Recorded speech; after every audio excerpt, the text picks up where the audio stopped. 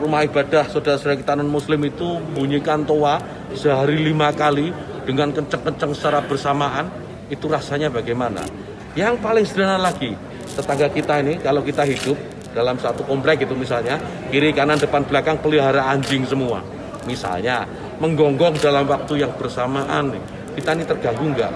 Artinya apa? Bahwa suara-suara ini, apapun suara itu ya, ini harus kita atur supaya tidak menjadi gangguan. Ya, speaker di musola, masjid monggo dipakai, silahkan dipakai. Tetapi tolong diatur agar tidak ada yang merasa terganggu. Agar niat menggunakan toa, menggunakan speaker sebagai sarana, sebagai wasilah untuk syiar, melakukan syiar tetap bisa dilaksanakan tanpa harus mengganggu mereka yang mungkin tidak sama dengan keyakinan kita. Berbeda keyakinan, kita harus tetap hargai. Itu saja intinya.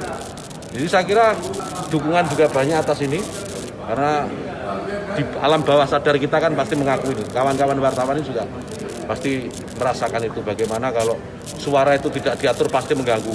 Truk itu kalau banyak di sekitar kita diam di satu tempat, kemudian misalnya ada truk kiri kanan kita, depan belakang kita, mereka nyalakan mesin sama-sama, kita pasti terganggu. Suara-suara yang tidak diatur itu pasti akan menjadi gangguan. Itulah pernyataan yang disampaikan Menteri Agama Yakul Kholil Qomas yang akhirnya memicu DPD KNPI Riau melaporkan Menteri Agama ke polisi. Koordinator pelapor DPD KNPI Provinsi Riau, Tabrani Al-Indragiri, kepada wartawan mengatakan DPD KNPI Provinsi Riau secara resmi melaporkan Menteri Agama Yakul Kholil Qomas atas dugaan penistaan agama. Laporan tersebut merupakan tindak lanjut dari pernyataan Menak Yakut yang menganalogikan pengeras suara masjid atau musola dengan gonggongan anjing saat berkunjung di Pekanbaru kemarin. Ia mengatakan laporan itu dibuat berdasarkan pasal 45 ayat 2 Undang-Undang Nomor 19 Tahun 2016 atas perubahan Undang-Undang Nomor 11 Tahun 2008 tentang informasi dan transaksi elektronik, atas pasal 156H KUHP tentang penistaan agama. Tidak hanya DPD KNPI Riau, sejumlah tokoh di Riau juga menyesalkan pernyataan tersebut.